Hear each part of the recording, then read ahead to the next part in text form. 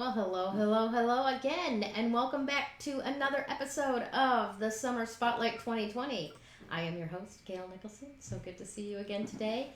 As always, please, if you're watching on Facebook, give us a like, give us a heart, give us a comment. If we see them on the screen, we will bring them into the conversation. Unfortunately, we can't, of course, type back while we're doing the show, but know that we are aware of you and we're more than happy to bring you into the conversation. So please do. And also, as always, if you are watching on YouTube, please subscribe, share. We are growing and we love having you along for the ride. All right, so today I finally get to talk to this delightful young lady who is doing some really amazing stuff where she's at with what she's got and her curiosity and she's inspired by life and self-development and what it takes to evolve. So I am so excited to introduce her to you. Please help me welcome Nicolette Tura, owner and founder of theilluminatedbody.com. Thank you so much for joining me today, Nicolette. How are you? Thank you so much for having me, Gayle, and for creating this amazing resource during a very interesting time on planet Earth. So I am so thrilled to be here, and thank you for all of you for your time and attention. Wonderful. I'm very, very happy to have you here. Like you said, this time in our lives, oh my goodness. Now, I know, everywhere across the country, we are dealing with the quarantine, the pandemic, the put a mask on to go get food kind of, thing. But you've got layers upon layers going on for you. I mean, you're in California. There's wildfires going on. Tell us, what your perspective on life is right now. That is a very good question, because immediately I went to, if I were in my 20s, if I were in a different consciousness before, right? How would I have been? And I think about that. And that's not a judgment to me. It's like the place I'm at right now. I'm so grateful for all the, like you said, the unfolding, the learning, so that, yes, I welcome the fear, the oh shit, the anxiety, the oh my God, what's happening? But I am at a state of grace and peace and just trusting in whatever you call God, source, universe, that although things seem or appear to be painful or scary, that I believe there's an organized chaos, if you will, that things need to break open to be re-earthed or rebirth, right? And so when you ask me how I am, I'm in a good place where I honor it all. I used to shove those scary feelings. I've suffered from clinical depression, right? And so now I'm in this place where I can feel my voracious feelings. I'm an empath. So for those of you who just feel everything and just, you don't even know if it's your pain, you just cry when you see all the pain and you're just like, you want to help and you want to do something about it. It's like, I'm in this space where I can have empathy. I can feel I'm not responsible for it. So for those of you who feel like you're not doing enough, I'm in this space where it's like, okay, I know why I'm here. I know how to take care of myself. I know what's mine and what's not mine. And that's a powerful place to be in. So you're not spinning your wheels, wasting your energy, going on this guilt, shame path that can consume us. So when you ask me that, I'm just like, I'm so grateful for my place in the universe, for who I am, and allowing myself to unfold through this like everyone else is. That's phenomenal stuff. Honestly, you're not, how do I want to put this? I don't get that answer very often. And I love it because you are absolutely right. And you actually, just in saying half of that, reminded me of a lot of self-development, personal development, and things that I've learned along the way that I have forgotten in the last couple of years. For example, you talked about that guilt shame place. Guilt and shame being a loss of power, right? You don't have all of your pieces, working together if you've got energy leaking out through guilt and through shame, especially when it's really not yours to begin with. Or based on a reason that you're not even the one that should be responsible for it. And I choose the word responsible for a reason as opposed to blame, right? To the ability to respond. So this is I'm already lifted up in energy just listening to you. You're awesome. Absolutely amazing. Now, other than what we just talked about with the coronavirus and the fires and stuff like that, do you have like a project or something that's lighting you up right now? I love it. My human side was, oh my God, my project, my baby is my business, right? It's how I serve the world. And I only am transparent for the reason of growth. When, you see these people looking perfect on TV, no judgment. It's like, it makes me feel like shit and I'm not doing enough. So there's more, right? So when you ask me about that project and what's lighting me up, I want to come out with the shadow and the pain first so that I can talk about the light. So, oh my God, it has been a struggle for many of us business owners, all right, just everybody. And I get it. And we're all affected. Everybody is. And it's been like my faith muscle has been putting money, time, and love and energy into my projects without the reward. Are you feeling me? Like, yes. How much money? Right? We want the launches to be successful. However this applies to you out there, right? We want the accolades. We want the money to come in, and this is testing you, us, me, to have faith that it's energy first, and the rewards come, and it's the journey. So what's lighting me up is I want to pull out my hair. I want to quit. I want to hide under a rock sometimes. Tell the truth. Tell the truth. Just don't stay there. Yeah. And then what's lighting me up is I keep showing up, and that's enough.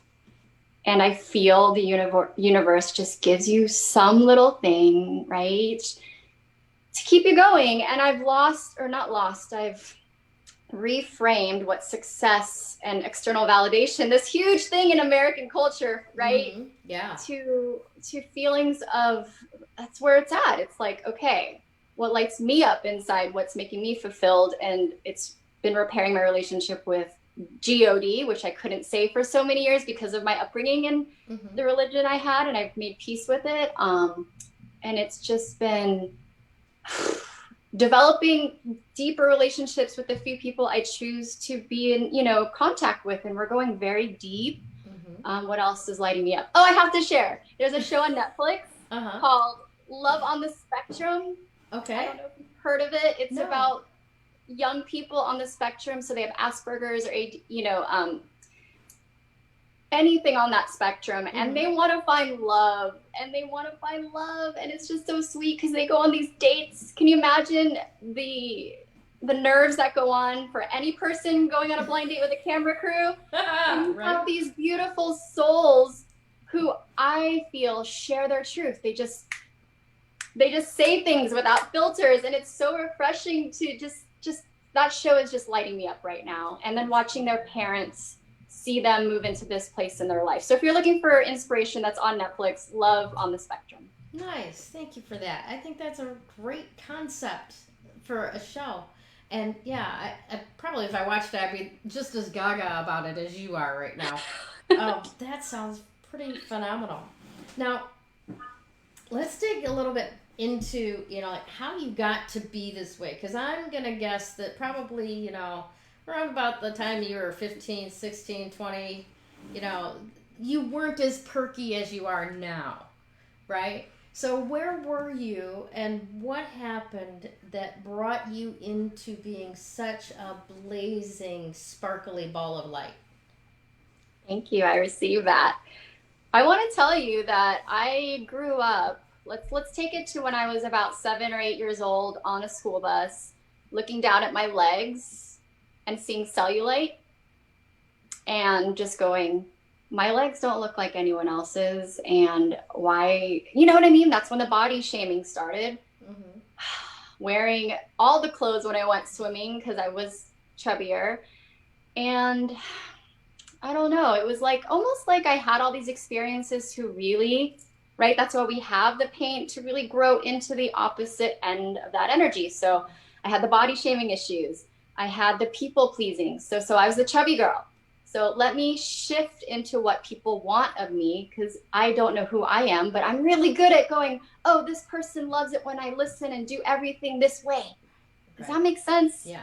It's a big pitfall for any kind of empath. We want to to ease the pain. So why would we start more conflict? We're just going to be what you want us to be, to the best of our ability. So that. Yeah, and that's been one long unfolding wound, if you will, because it's kept me prisoner, because I'm always looking at my arms, I'm always looking at TV, like I don't have boobs like her, I'm this, I'm right. And it's just been this constant thing that's what? Taking me out of my power, out of my energy, especially as women. So we got that one. Mm-hmm. And then, you know what? Bless my mom and my dad. They had me as a love child at 18. Mm-hmm. They chose to keep me and have me, and that came with being a mom at 5 years old with them, right? And, you know, I've healed, gone to therapy, done all this work to forgive my parents, so I don't want to go down that road, but it's just those skills. We learn these skills to adapt in a situation that was, you know, highly volatile, emotional. We were income sensitive, you know? And so you learn to do everything right. Like I want to get good grades, and I never wanted to make a problem for my parents because, you know, can I add peace to the home was one of my operating systems. Right. So again, I'm like, let me anticipate the problem before there is one. I can feel their pain. Mm-hmm. Let me take that on. Is that resonating with you all? Yeah. Yeah. So that's a huge pattern that I'm unlearning. So when you're unlearning that kind of stuff, how do you go from people pleaser, make everything all right, peacekeeper in the family dynamic, to, you know, a little bit healthier balance without going off the deep end the other way and just, you know, stick with a handkerchief full of peanut butter and jelly sandwiches saying, I'm out. Yes. And that's where the extra body weight and the food came in to protect me, which I learned later, right? Because there's that belief in energy where you just take on everything. So you need a little bit more body to protect you. Yeah. So yes, I come from the school of everyone has their own path. Mm-hmm. So when you ask me that question, I don't know anyone's own path, but to me, I was a huge like codependency, right? Like I kept seeking relationships, intimate, to fulfill that void, mm-hmm. right? Of the absent father or what have you. So let me take a breath and be like, what's my answer to you? It's having the discomfort and the pain of your heart broken. Mm-hmm. It happens. But then hopefully each time you're learning, right? And the more you can learn faster instead of my whole 20s being this whole like parade of pain, if you will, it's what can I learn that I didn't stand up for myself because I was so scared how they take it, mm-hmm. or I need them to pay my bills, or it's that I need them or else I will not. That abandonment, that deep fear of death that's mm-hmm. masked as abandonment. So I really don't know. Can you ask me a follow-up question or? Yeah. Well, actually, let's kind of, here's what I'm thinking. Yesterday I was talking with my group that we do the 3 crones and the woo-woo. And we were talking about chakras. We were talking about the root chakra. And we were talking about the fact that, especially in America these days, there is an epidemic of absent fathers, you know, like families growing up not as a nuclear unit, but as an extended unit where the 2 core parents are not in the home all the time for whatever reason. And how that impacts that root chakra, the sense of stability, of being grounded, of, having a sense of I can do what I need to do and I'm safe to do it. The security, right? And there are so many of us, especially women, but men too. I mean, it's not a matter of it's a feminine trait. It's a matter of when that base foundational cornerstone is pulled out, there is a scrambling for safety and security and a adaptive, how else can I make my life work without this piece kind of thing that I feel like, you've experienced, I've definitely experienced. And I bet if, you sat 1,000 people down and said, do you experience this? 996 of them would go, yeah, that's me, So it makes absolute sense that that would create something that you have to work around, or so to speak, right? So let me ask it this way. What did you have to learn to survive this missing foundational piece? First of all, I want to say I love that you brought up root chakra stuff. That is, yeah, like the cornerstone of my work is foundation. In fact, one of my programs is called Affirm Your Foundation, because you mentioned, that's why I'm like, you speak my language. This is so good to riff off each other, right? Yeah, yeah. When you say leak your energy, and I want to respect, these terms can be new because they're new to all of us at some point, right? So that literally means what are you giving away your energy and your power to unconsciously? We'll put a pin on that. But to affirm your foundation. So my approach, all my expertise, all my direct experience is we're not just a fucking physical body. And so much of the dogma around the old paradigm is fix your body, take a diet pill, fix your body, be skinny. Okay, what about your thoughts? Your thoughts, if you can't control your mind, which is the essence of every esoteric, ancient spiritual wisdom, you're hosed, because you're your own critic. Yeah. You project out. If you even go down to quantum physics, what you see is what you believe. And how often do you question your thoughts? So foundation, many of us don't have the bandwidth, the capacity, the container to do this work. It's exhausting because of human life. So what do? You start off small, right? And because I'm a behavior coach too. It's like you want to run that marathon and you have these big dreams.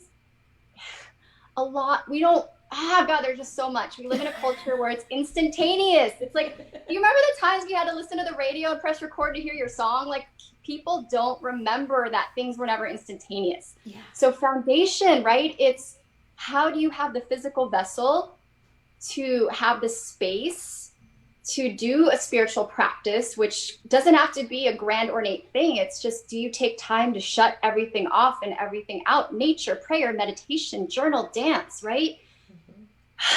And when you start to create the space supports you. And this whole paradox of time, I don't have enough time, it's just you're not using it efficiently, right? And everybody has time suckers. Yes. So it's the container, the foundation, and you water it and you grow, and then you start to evolve and you change your consciousness, and you just, all right, the universe expands, you expand. So yes, container foundation, so important. Absolutely. Absolutely. Now, what is it that you're working on right now that you're so excited about? There's got to be something coming up soon for you. I love that you asked that, because I'm in birthing mode and I'm really trying to trust my creative process and to be woo-woo my guides, right? Like, when do I launch it? When is it receptive? When's the right time? And when is it fear? When's it procrastination? I want to say that it's important and imperative to me that we make, you and I have had this conversation, that we make whatever this is, soul growth, self-knowledge, accessible to everybody. And unfortunately, it's available to those with money for so long. Like, how do you pay for the trainings, right? And it's a tough one because we live in a world where we need money. So my point is, I am creating so many different platforms for everyone. So if money's a barrier right now, I have meditations that, can change your life if you can't work one-on-one with me. I have free Facebook groups, and I'm launching things into different tiers. Okay. And I shared this with you, Gayle. You gave me the inspiration, actually. I want to make a scholarship where people who do have money, which is just another form of energy, to donate to people who have this desire and this passion to do this work, but they don't have the money right now, right? So all these things are cooking. Yeah. And I'm trying to keep some things mysterious because, I can't give you all my secrets. Right. Right. Well, I know whatever pops out of it is going to be absolutely incredible. Absolutely incredible. Let's talk about that scholarship thing for just a second, because you and I are both on the same wavelength with this insight about people like us. When you've grown up with that, the Jenga of your life having very little, Swiss cheese to stand on, right? Whether it's income sensitive, whether it's dad or mom, or not always coming home at night, or living in the home. Maybe it's having two separate homes where you have to adjust to what's expected over here and what's expected over there, that type of thing. When you grow up in that, it affects your root chakra. I want to extend the Swiss cheese analogy, right, into the root chakra. Like you've got this spinning disc that's got holes in it all over the place, right? And that's not real representation, but it's a good analogy. Your ability to sustain your own financial needs, for one, is faulty at best. These are the people that are looking for a job and only looking at minimum wage because they only believe that that's barely what they're capable of doing, right? They don't have that, I can offer a whole lot more than that. There's, I just need to take care, I just need to survive, right? So the only way to get out of survival mode is learning a different way to think. And if you're in survival mode, you don't have the luxury income to take the trainings to teach you a different way to think. It's like, a 16-year-old looking for their first job. What do you mean I need experience? How am I going to get experience if you don't hire me, right? And it's that chicken and the egg kind of conundrum that you go, how do I get myself up out of this, right? How can I lift myself up without someone putting a hand down to help me up? And it's not like carrying you, it's helping you up. So I love that you've adopted this scholarship idea, because there are so many men and women who have enormous potential, like, for example, sacral chakra, creativity, right? But they can't marry the creativity with the money, because the money is Swiss cheese, the root chakra being Swiss cheese. So then the creativity suffers and starts to wither because of it, where if you healed that root chakra, the creativity could strengthen and expand. And again, maybe being able to sell your creative stuff to create more income, and the working together. But like I said, I love the fact that you have adopted this idea about the scholarships, because there are so many people that I think align with your work and what you're doing that really need it. And they really need it because they don't have money. They don't have more than what they absolutely need to survive. So thank you for doing that. Now, along those lines, moving past the survival, what could you say are the essential components to actually thriving, right? How do we see in somebody else, or even in ourselves, oh, they're in survival mode, or no, they're thriving? Oh my God, I know we're just getting started, and I'm like, okay, I want to address everything you said, and I want to say, when I was in survival mode, the passion in me to learn creates a will. There's libraries. This was pre-frickin' smartphones and internet, right? I found it. So if you're in survival mode, all you have to do is ask.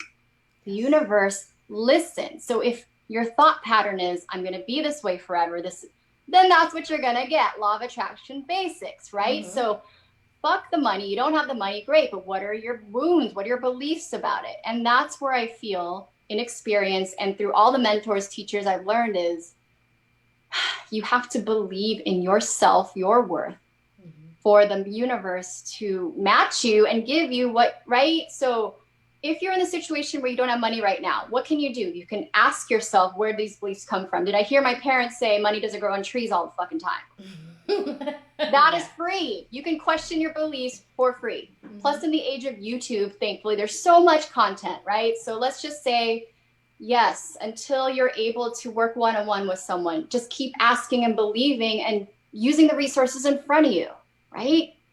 And then to answer your question, yes, about the sacral chakra and the root chakra, but if we can fire up the navel chakra, your power center, to connect with the heart, that is my definition of power now. It's this heart-based, because we're moving from the old paradigm, the age of Pisces, which is victimhood, abuse of power, shame, guilt, all of that. We're seeing it from Me Too, from Black Lives Matter. All of this is unearthing because of the systems in place. And as a sociologist, this was when we came from Europe and we brought over the capitalism, we brought over the ethic of life's meant to be hard and you enjoy it when you die. Yeah. Right? Yeah. You can believe that, but is it serving you now? What if you had both? What if it was all now? Right? So my whole point is, yes, it's what you create, it's what you believe. My whole point is question what you think and believe, because it's your computer. How often do you defrag it and reboot it and get a new operating system? That's when we're on autopilot, definition of insanity, doing the same shit every day and expecting something different. Right. Absolutely. So, and I cuss a lot, so I apologize if you have kids. I was about to tell you. Okay, good. No, seriously, it's funny because I cuss like a trucker when I'm not on the air and I'm not writing. When I'm writing, I can't, anything, essays. No, I write completely different than I talk, and I talk like a trucker. So it's not a problem for me. One of the things that popped into my head as you were talking about that is the right questions to ask. For example, I love this program. I would love to take this program. I don't have the money to take this program. How can I gain that knowledge, right? Because it might show up where somebody's scholarships you. It might show up where there's a windfall. It might show up where you get tidbits in messages from all of these other places in life, and you end up receiving the knowledge that was in that program without even taking that program, right? So asking the right questions, especially in that period of time where you're just like, I'm done with the hole. I'm climbing out of the bucket. You crabs, mess off, right? And just go for it. It really does come down to your own determination to train the universe that you're done with living that way and you're willing to receive something different. Do you disagree? Yes. Do you agree? I 100% agree, and I want to add on. I want to share something that is very personal. So, as a yoga teacher, starting out, I made, you can't teach 30 classes a week to make ends meet in the Bay Area. And, my husband and I went through this whole thing where he supported my dream, but there was a bitterness and a resentment that he could not voice. And I'm being completely honest to show you how committed I am to my self-path and my self-growth. I was presented to work with a mentor in 2019, and my heart and my soul said yes. It was half my income of the year to work with this person. Wow. Half the income I made for the year, which pays my bills. Yeah. We had to have these conversations, because this is what I'm asking all of you out there is, how do you frame debt and resources? Yes, we don't want to live in debt on the credit card, but what if it's an investment in you would pay the freaking hospital if you had a $10,000 bill, no question, but you will not pay for self-inquiry and self-care to avoid those issues. I'm just saying, because energy is physical, right? So that's a whole nother topic. My point is, we almost divorced because that was a deal breaker for him. He's like, I'm tired of helping you, and you're going to go and spend half your income in this woman for what? It was not the funnest time. It was scary. What I'm saying to you out there is, that's the universe asking me, do I really want this? What am I willing to put up as collateral for belief in myself? And that argument did not end overnight. We had the D word, divorce talks. But in hindsight, y'all, it blew open old wounds and patterns that I was carrying, and he's benefited. We're stronger than ever because I took that leap in myself. So if you take anything from this, it's, you got to invest to get rewards. And how that looks, I can't tell you, right? It doesn't feel good. Change does not always feel good. We're feeling that all now. Right. Well, I just want to acknowledge and bless you and your husband for having the conversations because we don't always have the conversations that need to be had in order to work through the stuff, and we don't always receive what somebody else is telling us, like this is real for them, whether it's real for me or not, and honoring that. So thank you for doing that, because that is, that is behavior we don't often see modeled, right? So, I mean, regardless of how it all pans out in the end, having the courage to actually have the conversations and stay committed.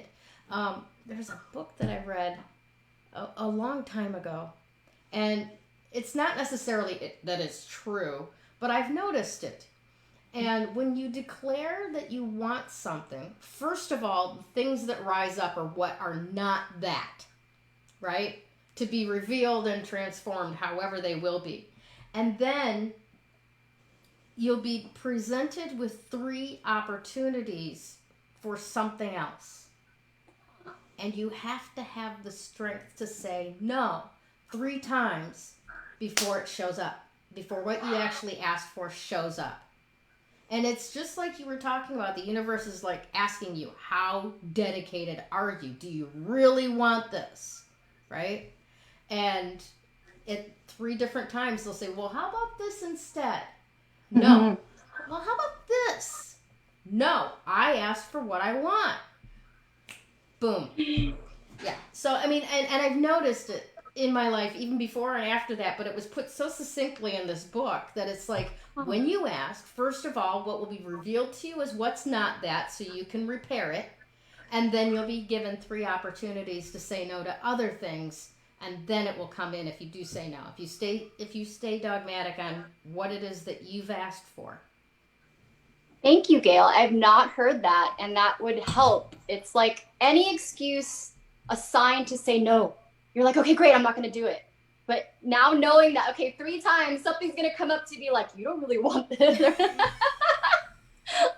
it's like whack-a-mole. No. Yeah.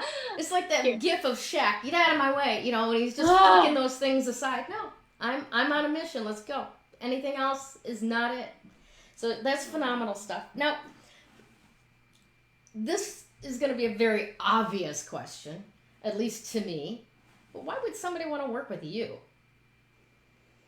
Thank you. I feel, I feel like when you're born, you are who you are, and then you're conditioned to survive humanity.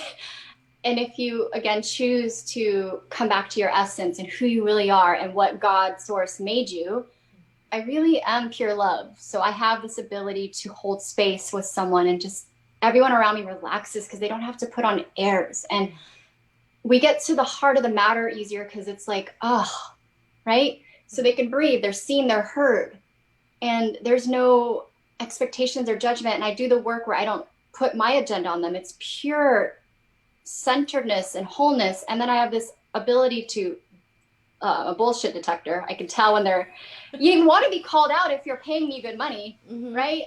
And so it's like you get humor, you get uniquely tailored, because what one person doesn't work, for another, it won't work for you. And we have this like, take a pill. This is dogmatic practitioners, God bless them, but there's not a solution for each person. So I create with that person to give them what they need, fast, efficient, joyful. So they really are making strides. They're getting a return on their investment their way if they're willing to meet me and do their part.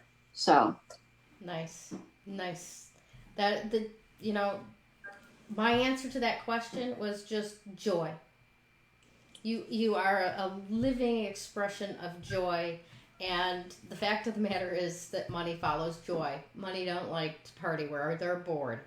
So it's like there's a background energy of, if I can have her joy, I can have anything I want. I love that. Yeah, I'm gonna soak that in. Awesome stuff. All right, so what are you offering to my guests today? You've got a really amazing freebie that you're handing Funny out you here? say joy, because I want you to summon your inner joy, right? Your essence is not the fear you're feeling and the uncertainty. So in less than 15 minutes, I created a special scientific and intuitive based meditation, mindfulness, and getting into all your senses so you can increase your capacity, your foundation we talked about, right? Yeah. So you feel more spacious and clear to take the next steps. And only you know those next steps. So Gayle has the link. It's free. It's 15 minutes. Yeah, that's what I have for you all. Fabulous. Yes. Okay, so we have in the descriptions, we have the link. It's a bit.ly link, bit.ly/summon your inner joy, and each word is capitalized. One of the things that always gets me about bit.lys is you have to have it exactly right or you end up in somebody else's thing. Wow. Yeah. I went to go get an ebook on speaking. I was testing out the links for another guest the other day, and I put it in there exactly as he wrote it to me, and it took me to some other woman's ebook on getting booked to speak. So we've got to get that clarified if there's a uppercase and lowercase switched. So be very, very careful when you put in the bit.ly link. It's bit.ly/summon your inner joy, all words capitalized and then lowercase, like you would normally write, just no spaces. Okay? Awesome. Now, do you have any final words for our audience before we go today? Yeah, it's, the basic ingredients of, I think, life is forgiveness and peace. And that's a deep one to open with, but the more you can forgive yourself and get off your own back, then that's something that you have the capacity for naturally. You won't attack people so much, right? If we're looking at the world being polarized and we want to heal this world, I really feel it comes to being like, you know what? I don't have all the answers. I may not do it right, but I love myself. Whatever you can say in your own words, so that you are honoring your inner critic and not letting it drive the bus. Yeah. Beautiful, beautiful stuff. Thank you so much for being with us today, Nicolette. I've really enjoyed our talk. I know that our audience will as well. Just keep doing what you're doing. Don't stop, because you are amazing. Thank you. Thank you, Gayle. Thank you all. All right, Facebook, have a great Wednesday, and we will talk to you again real soon. Take care. When you open yourself up to actual energy work, makes that recovery progress so much faster. That recovery is possible.